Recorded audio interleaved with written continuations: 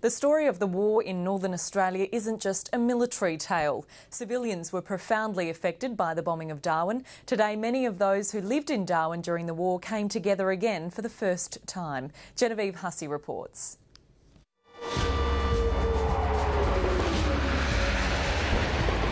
Every year at the Darwin Cenotaph, modern-day soldiers reenact the desperate battle to defend the town against Japanese warplanes 70 years ago. But it wasn't just military personnel that bore the brunt of that attack.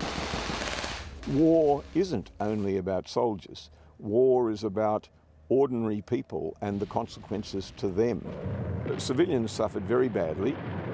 I called out to my uncle. I said, there's a lot of planes. I said, I think they're the good ones or something. And he said, oh. I said, yeah, but they got red dots and now they're dropping silver bills. And with that, he came to the door and the first lot of bombs were dropping.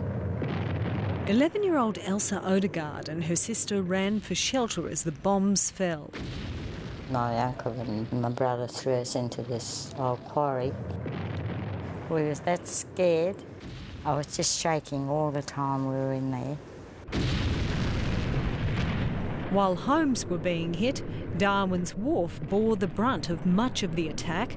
22 waterside workers were killed. There were a lot of men trapped on the far end of the wharf whose only option was to jump off. And of course, when they jumped off, they found themselves in the middle of this inferno that was burning on the surface of the harbour as a result of all the escaped oil and which had caught fire. John Cabillo was loading ammunition when the wharf was hit. It threw him into the water, and that was the last that they saw my father. They never found his body at all. John Cabillo's daughter, Mary, was 10 years old at the time. She was evacuated with her family 300 kilometres south to the town of Katherine. A month after the raid on Darwin, Katherine too was bombed. Then the explosion came. Oh, it was terrible. The ground shook, sand fell on us, we were screaming. Darwin was more or less abandoned from the civilian point of view for most of the war. The military took the place over, it became Fortress Darwin, and it became an armed camp, in effect. The Nakashiba family was forcibly removed from Darwin. John Nakashiba owned a store in town. The family was arrested and shipped south to an internment camp. My father was in such shock, he was in a catatonic state for weeks, possibly months. We never spoke about it thereafter. Mary Nakashiba was 15 years old at the time. That loss of my Australian identity, that was the hardest thing to bear. So therefore, when we were released before the end of the war, it was like a reprieve, as though I'd got back my Australian identity.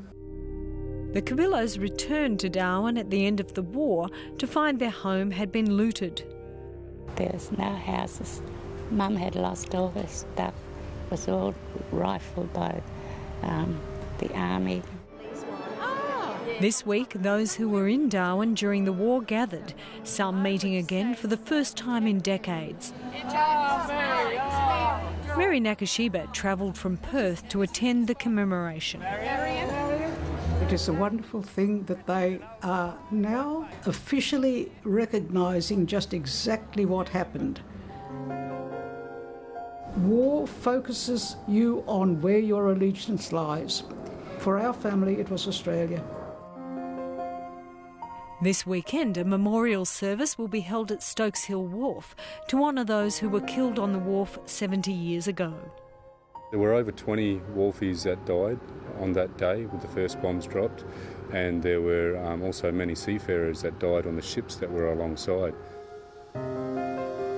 It's really significant to us because we've had the families and the wharfies and seamen do this every year, come down to remember those that were killed. Members of the Cabillo family and friends take part in the ceremony every year. They say it's important to remember the heroism shown on the day. There were a lot of heroes down there on the day, what they were doing to try and salvage or rescue people. And some of the wharfies commandeered trucks and they tried to ferry the wounded up to the hospital. Great prominence is given to cowardice and failure, and there were instances of that. But there were a great many more instances of people who did the right thing, people of whom everyone in Australia ought to be very proud, and we should know their stories. Those who remember the dark days of the war say it's important to ensure Darwin's history isn't forgotten. The boys always go down and throw flowers in there. It's important that they know the story about their great-grandfather, never to be forgotten.